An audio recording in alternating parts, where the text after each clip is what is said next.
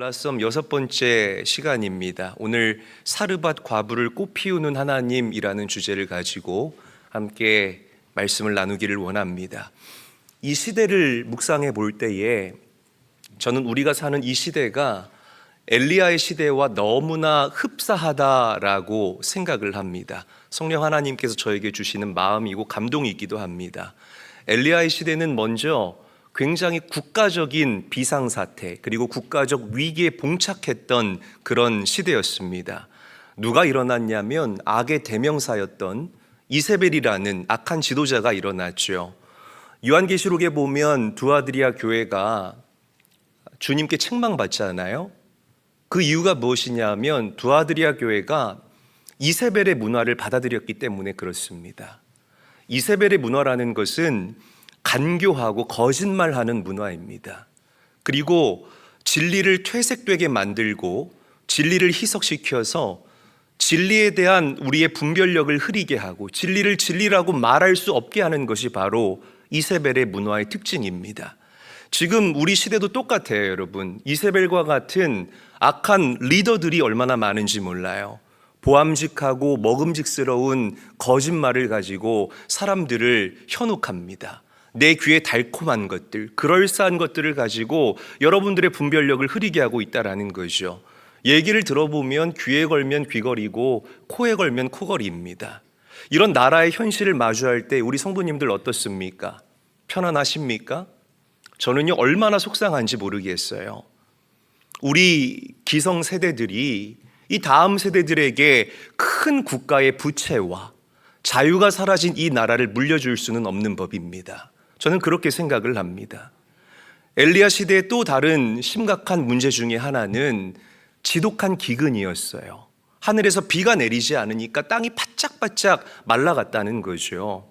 지금 시대도 그때와 똑같다고 저는 생각을 합니다. 우리 교회 성도들 이렇게 들여다보면 우리 교회 성도들 중에서도 열심히 일하는 성도들이 얼마나 많은지 몰라요. 열심히 노력하고 성실하게 살아가는. 그런데 대부분은 열매들이 있겠지만 그렇게 성실하게 또 열심히 살아감에도 불구하고 손에 잡히는 열매가 없이 살아가는 성도님들도 계십니다. 왜 그런 줄 아십니까? 영적 기근의 시대이기 때문에 그런 거예요. 어두운 이세벨의 문화가 우리로 하여금 그 하늘의 양분을 공급되지 못하게 가로막고 있는 것이고 악한 문화가 결실을 빼앗아가기 때문이다. 여러분, 영안을 열고 이 영적인 실상들을 바로 볼 수 있는 영적인 분별력과 하늘의 지혜가 여러분들에게 깃들 수 있게 되시기를 주의 이름으로 간절히 축원합니다. 간절히 축원합니다. 하나님께서는 이런 어둡고 답답한 시대에 엘리야와 같은 교회를 일으키기를 원하십니다. 아멘. 그리고 엘리야와 같은 성도들을 일으키시기를 원하시는 줄로 믿으시기를 바랍니다. 그래서 그들을 통하여서 하늘문을 열게 하시고 하늘의 단비와 성령의 기름을 이 땅에 부어주시어서 황폐하고 메마른 이 땅을 다시금 경작하기를 원하신다라는 이 사실을, 이 하나님의 마음을 우리가 분별할 수 있어야 된다는 거죠. 나 혼자 내 기업 잘 되면 돼. 나는 지금 돈이 술술 들어오고 있으니까 나는 아무 문제 없어. 이런 개인주의적인 사고를 가지고 있는 사람들은 곧 마르게 돼요. 그런 사고를 가지고 있으면 안 된다는 겁니다. 여러분, 예수님께서 말씀하신 그 10처녀의 비유를 항상 우리는 우리 마음 가운데에 각인하며 살아가야 합니다. 잠들 때가 아니에요. 깨어 있어야 할 때입니다.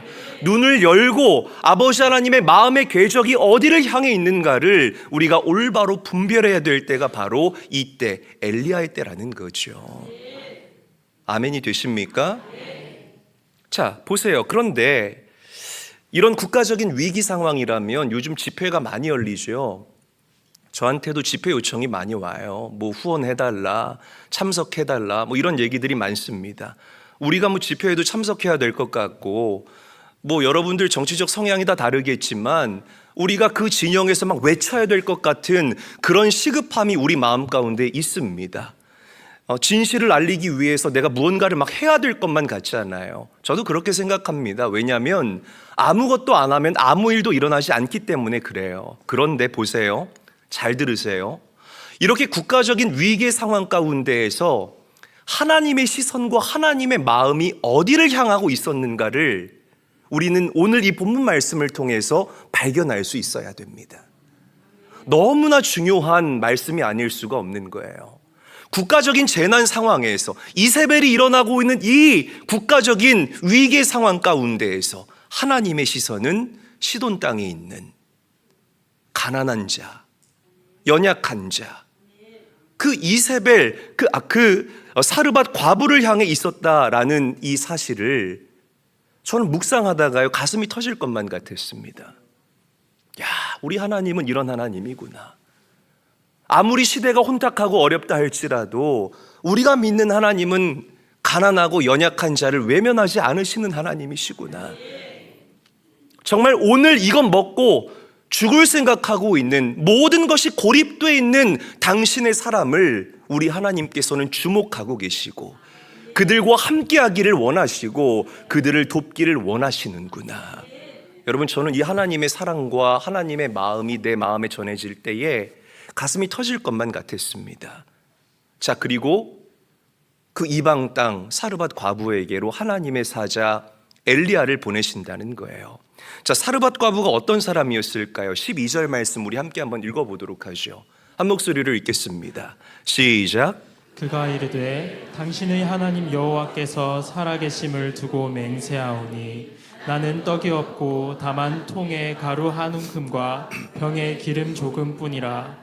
내가 나뭇가지 둘을 주워다가 나와 내 아들을 위하여 음식을 만들어 먹고 그 후에는 죽으리라. 이 사르밧 과부는 어떤 사람들을 상징하냐면 작고 연약한 사람들을 상징을 해요. 얼마나 가난하고 얼마나 삶이 어렵고 힘드냐면 떡이 있는 것도 아닙니다. 주먹 한번 줘봐요. 줘봐요, 빨리. 주먹 한번 이렇게 앞으로 내밀어 봐요. 가루 한 움큼 있대요. 그럼 살짝 손을 이렇게 말아서 펴봐요, 여러분. 한 움큼이라고 돼봐야 이거 여러분 부쳐 먹고 배가 찹니까, 안 찹니까? 배가 안 찹니까, 안 찹니까? 안 차죠. 이거 먹고 어떻게 배가 찰 수가 있습니까? 그런데 밀가루 한 움큼이래요. 그리고 그거 부쳐 먹을 수 있는 기름 조금이 전부인 여인. 남편도 없어요. 이제 아들 하나예요. 이거 아무리 내가 몸부림을 치고 아무리 노력을 해봐도 삶의 돌파가 일어나지를 않아서 이거 만들어 먹고 이제 죽을 생각 가지고 있는, 꿈도 없고 소망도 없죠. 이런 상태에 놓인 여인이 바로 사르밧 과부라는 거죠. 여러분, 이 연약한 사르밧 과부를 주목하시는 하나님의 시선, 그 하나님의 마음, 정말 숨이 막힐 것처럼 우리의 가슴을 벅차오르게 만든다는 것입니다. 보세요, 엘리야는 지금 큰 일을 앞에 둔 상황이에요. 무슨 일을 앞에 뒀다고요? 큰 일을 앞에 두었다고요. 이세벨이 일어나서 이세벨과 첨예하게 대립하고 있는 그런 상황이죠. 이제 조금 있으면 갈멜산에서 바알과 아세라 우상을 섬기는 그 850명의 우상 숭배자들과 전쟁을 앞두고 있는 상황입니다. 얼마나 그 마음이 큰일 가운데 쏠려 있었겠습니까? 그러나 하나님께서는 이 어마어마한 국가적인 일을 앞에 두시고도 하나님의 돌보심과 보호가 필요한 작고 연약한 영혼을 외면하지 않으셨다. 여러분, 이 말씀이 얼마나 우리 교회와 성도들에게 위로가 되는 말씀인지 모르겠습니다. 사랑하는 제일교회 성도 여러분, 이런 현실 가운데에서도 하나님은 여러분들의 인생을 주목하고 계신다는 사실을 믿으시기를 바랍니다. 여러분들을 도우실 것입니다. 여러분들의 필요를 채우실 것입니다. 여러분들을 위로하실 것입니다. 여러분들을 들어 높이 세워주실 우리 하나님을 찬양하시기를 바랍니다. 보세요, 우리 성도들 큰일들 앞에 두었죠. 사업하시는 분들 얼마나 요즘 시대가 불경기입니까? 우리 사업하시는 분들은 지금 정신들이 없어요. 어떻게 하면 이 불경기를 내가 잘 선방하면서 넘길 수 있을까? 이게 사업하시는 분들이 생각하는 그들의 큰일일 거예요. 자녀들 양육하는 분들 요즘 얼마나 양극화가 심합니까? 정치적인 양극화, 이념의 양극화, 이런 혼란스러운 시대 가운데에서 우리 자녀들을 건강한 세계관과 이 정신들을 가지고, 신앙관을 가지고 어떻게 하면 잘 양육할 수 있을까? 이게 부모들이 생각하는 큰일이라는 거죠. 학생들은 진로라는 큰 일을 눈앞에 두고 있다는 것입니다. 그러나 여러분 잘 들으십시오. 내가 생각하는 큰 일에 시선을 두는 것보다 하나님의 시선이 머무는 곳에 나의 시선을 일치시키는 사람, 그런 사람들에게 하나님께서는 블라썸의 은혜를 허락하여 주시는 줄로 믿으시기를 바랍니다. 한번 저를 따라합니다. 내가 생각하는 큰 일보다 하나님의 시선을 쫓는 것. 엘리야의 사역에는 여러분 묵상해 보면 순서가 있어요. 하나님께서 무턱대고 엘리야에게 큰 일을 맡기신 게 아니에요. 이 사르밧 과부를 잘 돌보게 하시고 치리하게 하시고 하나님의 말씀으로 위로하게 하신 그 이후에 하나님께서는 갈멜산 전투라는 큰 사역을 엘리야에게 맡겨주십니다. 그리고 이세벨과 대립하던 그 영적 대립에서도 하나님께서 결국에는 엘리야로 하여금 승리하게 하신 줄로 믿으시기를 바랍니다. 여러분, 작은 일에 충실해야 큰 일 감당할 수 있는 거예요. 요즘 시대의 부작용이 뭐냐면 과정을 건너뛰려고 하는 것, 이게 부작용입니다. 손 안 대고 자꾸만 코를 풀라고 하잖아요. 한탕주의. 그렇지 않습니까? 그렇지 않습니까? 노력 없이 무언가를 걷어들이려고 하는 이 잘못된 가치관들, 특히 젊은 세대들 가운데서 이런 가치관이 만연하다라는 거죠. 여러분, 삶의 지경이 넓어진다라고 성경은 우리에게 이야기를 합니다. 여러분들이 작은 일에 충성되이 헌신할 때에 하나님께서는 수평적으로 우리 성도님들 그 영적인 바운더리를 넓혀주시면서 여러분들의 삶을 점진적으로 확장시켜 주실 줄 믿으시기를 바랍니다. 이 확장의 은혜가 여러분들에게 함께 있기를 주님의 이름으로 간절히 축원합니다. 우리 교회를 생각하면 저도 막 마음이 달아요. 이렇게 선교적으로 큰 일을 감당해 나가고 싶은데 그렇지 않아요. 제 마음은 온통 거기에 가 있는데, 자, 그런데 이번에 하나님께서 비전 선교사들을 통해서 제 마음에 강력한 인사이트를 주신 거예요. 비전 선교사들이 지금 이렇게 나누는 이 프로젝트를 한샘 프로젝트라고 이야기를 합니다. 한샘 프로젝트는 뭐냐면 아주 간단해요. 뭐뭐 한샘 치고 이런 개념인 거예요. 그러니까 우리가 사과를 2개 먹어야 배가 부르면 2개 먹은 셈 치고 몇 개만 먹어요? 1개만 먹는 거예요. 가능하시겠어요, 여러분?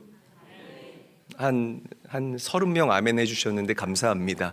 그러니까 2개 먹은 셈 치고 1개만 먹고 나머지 1개의 사과값은 세이브하는 겁니다. 그래서 그것들이 쌓이고 쌓여서 이번에 쌀 40가마를 사서 이제 그거를 나눠줬는데, 이렇게 생각하는 사람이 있어요. 목사님, 그 쌀 40포대 나 혼자서도 할 수 있는데요.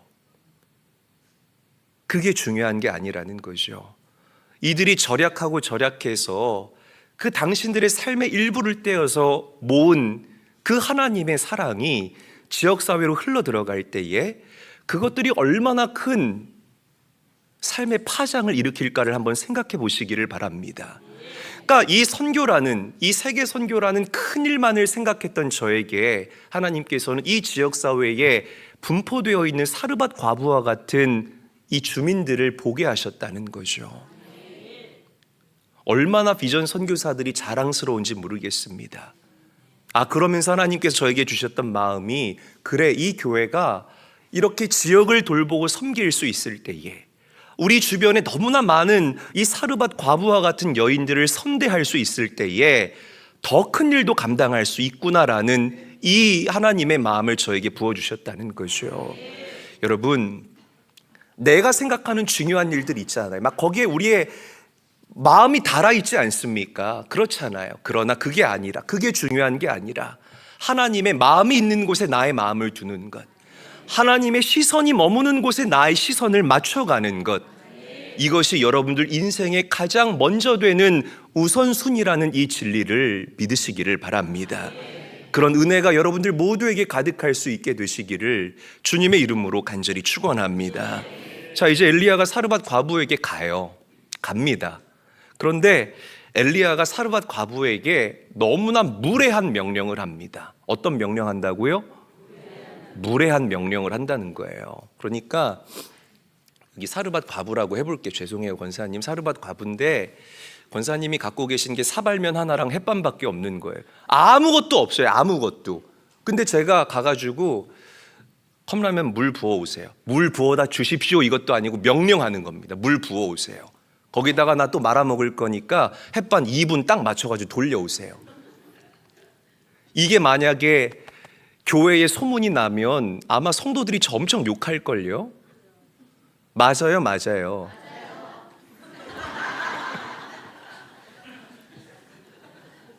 맞아요. 네, 욕할 겁니다. 왜냐하면 아니 뭐 저 목사님 왜 저렇게 교만해? 아니 뭐 저 목사님은 인격도 없고 도덕성도 없는 완전 윤리적으로 결여된 사람이네.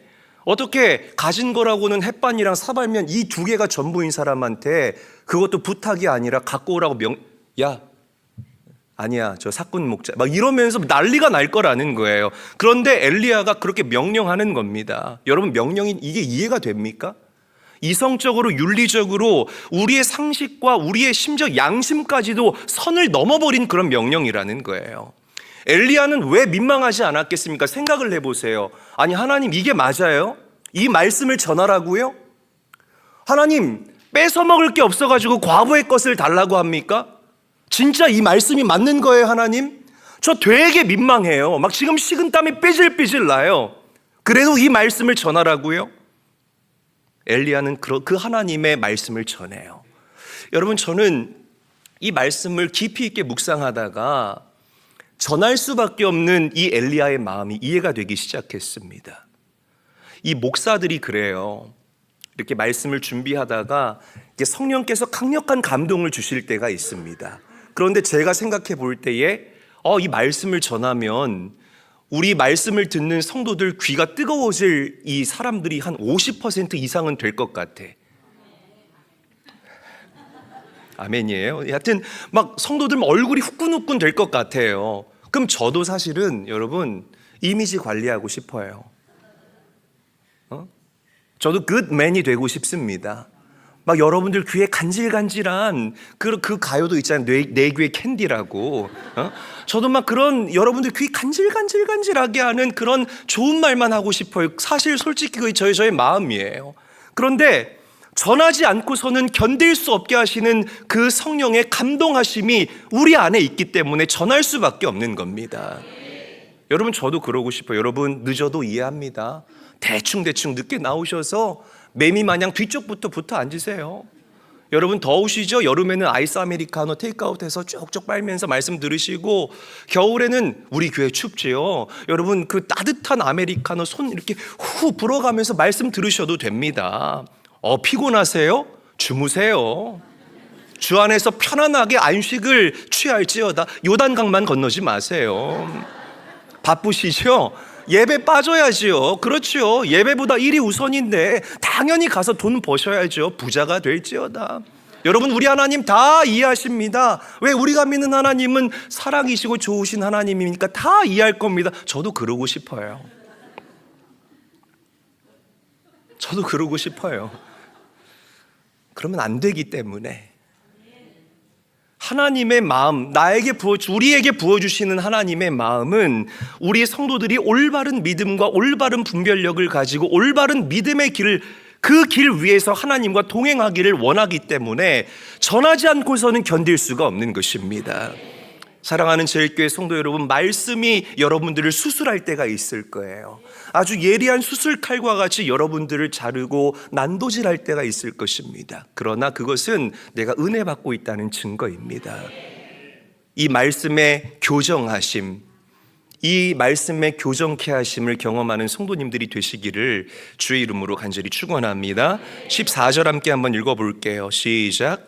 이스라엘의 하나님 여호와의 말씀이 나 여호와가 비를 지면에 내리는 날까지 그 통의 가루가 떨어지지 아니하고 그 병의 기름이 없어지지 아니하리라 하셨느니라. 자, 우리 빨간 글씨만 다시 한번 읽어봅니다. 시작.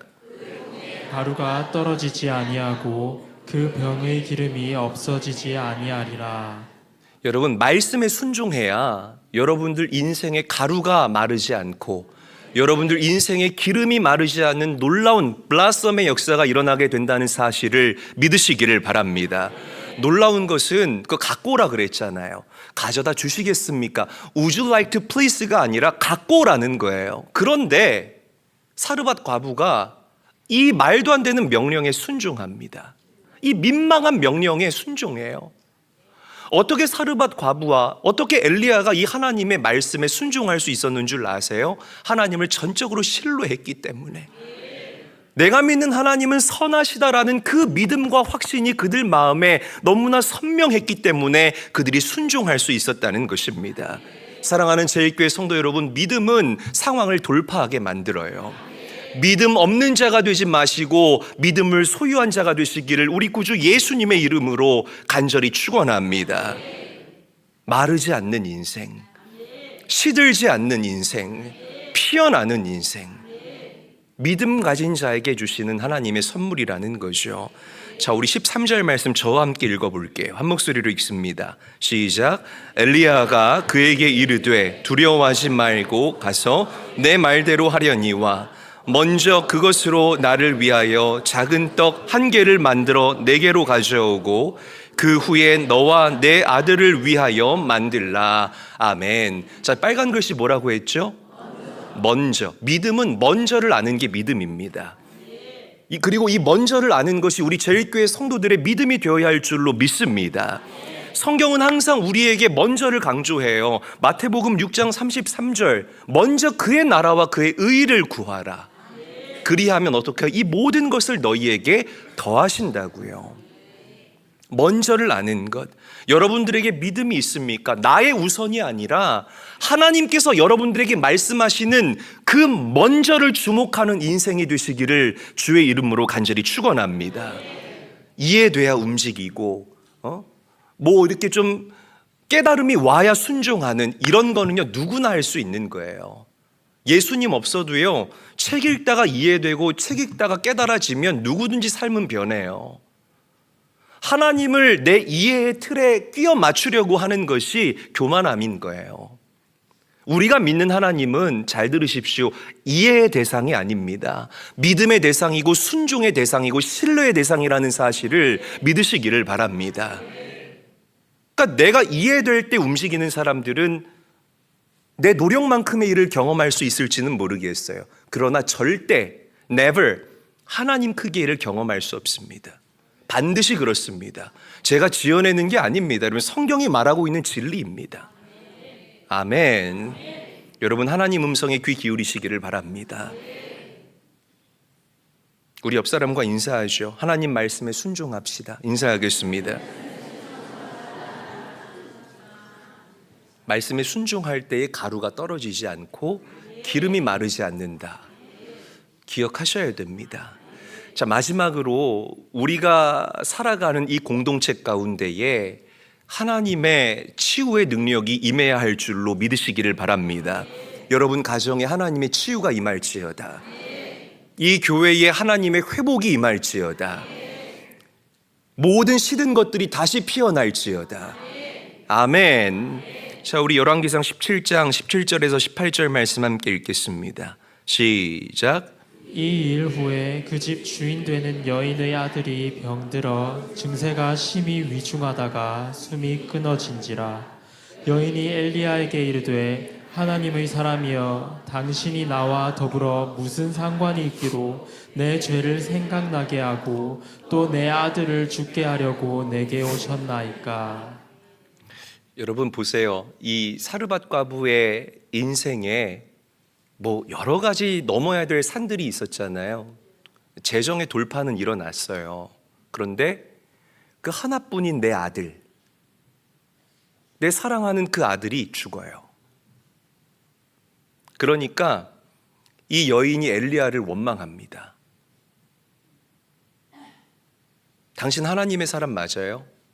왜 온 거예요? 왜 온 거예요? 왜 온 거예요, 여기에? 왜 와서 자꾸만 말씀으로 나를 때리는 거예요? 왜 자꾸만 나의 그 숨겨진 죄까지 다 이렇게 기억나게 하고 떠오르게 하는 거예요? 하나님 살아계셔요? 하나님이 살아계신다면 왜 처음부터 끝까지 내 인생은 계속해서 이렇게 잔인해야만 해요? 나 불쌍하지도 않아요? 이게 바로 사르밧 과부의 마음이었다는 거죠. 여러분, 우리가 하나님을 전지하신 하나님, 전능하신 하나님으로 믿고 고백하죠. 그런데 정작 이 사르밧 과부와 같은 이 영역에서 무기력한 우리의 모습을 마주칠 때가 한두 번이 아닙니다. 여러분, 저도요, 우리 교회에 연락이 와서 누가 암에 걸렸다, 아니면 누가 생사의 기로에서 헤매이고 있다라는 그런 소식을 들을 때마다 막 가슴이 철렁철렁 내려앉을 때가 한두 번이 아닙니다. 여러분, 저도요, 우리 성도님들 이렇게 바라볼 때 진짜 포도나무 되신 예수님에게서 떨어지지 않기 위해서 애쓰는 성도들이 있거든요. 그런데 그런 성도들의 삶이 형통하지 못할 때 목사인 저도 하나님께 의문을 가질 때가 있어요. 그리고 여러분, 죄송합니다, 저도 하나님께 원망할 때가 있습니다. 하나님, 이렇게 하시면 어떡합니까? 이렇게 하시면 제가 뭐가 됩니까? 저도 그럴 때가 있다는 거죠. 막 속상한 거예요, 여러분.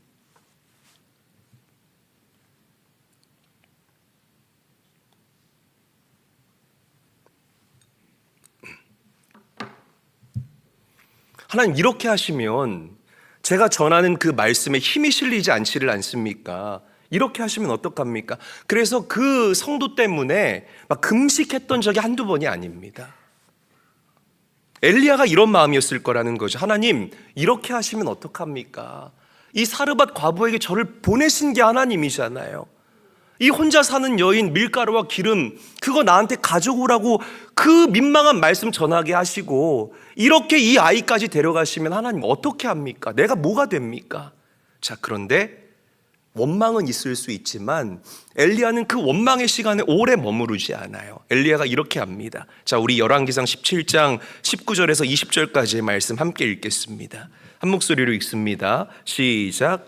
엘리야가 그에게 그의 아들을 달라 하여 그를 그 여인의 품에서 받아가고 자기가 거처하는 다락에 올라가서 자기 침상에 누이고 여호와께 부르짖어 이르되 내 하나님 여호와여, 주께서 또 내가 우거하는 집 과부에게 재앙을 내리사 그 아들이 죽게 하셨나이까 하고. 보세요, 엘리야가 뭘 했냐면 다락에 올라갔어요. 한번 저를 따라할까요? 다락에 올라가서.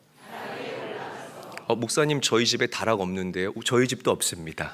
안심하셔도 됩니다. 이 다락에 올라가는 건 여러분들 보고 다락에 가라는 게 아니에요. 성경이 말하는 다락은 기도하는 장소를 의미합니다. 아멘. 엘리야는 문제 앞에서 물론 원망이 됐겠죠. 그런데 기도했어요. 죽은 아이를 데리고 다락방에 올라가서, 다락방은 상징성을 가지고 있는 장소입니다. 은밀한 곳, 내가 하나님께 모든 나의 삶, 나의 치부까지 다 보여드릴 수 있는 그곳, 그리고 하나님께 부르짖을 수 있는 그곳, 그곳이 바로 다락방이라는 거예요. 죽은 아이를 데리고 다락방에 올라가서 엘리야가 하나님께 부르짖어 기도했다는 것입니다. 하나님, 살려주시옵소서. 시들어버린 이 아들을 다시 피어나게 하여 주시옵소서. 블러썸하게 하여 주시옵소서. 다니엘에게도 이 다락방이 있었죠. 사도행전을 보게 되면 그 예수님의 120명의 제자들이 어디에서? 다락방에서, 마가의 다락방에서 간절히 기도했을 때에 성령이 임하신 줄로 믿으시기를 바랍니다. 여러분, 죽은 아이와 같은 문제가 있습니까? 원망이 돼요. 될 수밖에 없어요. 그러나 그 원망을 제쳐두시고 죽은 아이를 안고 기도의 골방으로 들어갈 수 있게 되시기를 주님의 이름으로 간절히 축원합니다. 바라고 원하기는 이 제일교회가 여러분들 인생의 기도의 골방 되시기를 원합니다. 아멘. 기도의 골방 되시기를 축원합니다. 하나님께서 역사하실 거예요. 기도는 반드시 돌파하게 합니다. 반드시 우리의 삶을 피어나게 한다는 것이에요.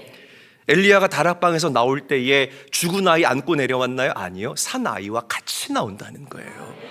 기가 막히죠. 기가 막힌 거예요. 오늘 여러분들에게 이런 놀라운 일들이 일어나기를 원해요. 말씀 읽어볼게요. 24절 함께 한번 읽겠습니다. 시작. 여인이 엘리야에게 이르되 내가 이제야 당신은 하나님의 사람이시오 당신의 입에 있는 여호와의 말씀이 진실한 줄 아노라 하니라. 여러분 보세요. 하나님이 주목하시는 곳을 우리 성도님들이 주목하잖아요. 그러면 이 여인의 고백, 당신은 하나님의 사람이다. 이 고백을 우리는 세상 모든 사람들에게로부터 인정받는 믿음이 될 줄로 믿으시기를 바랍니다. 할렐루야. 여러분, 이 사르밧 과부의 이 놀라운 고백이 엘리야의 마음을 얼마나 위로했겠습니까?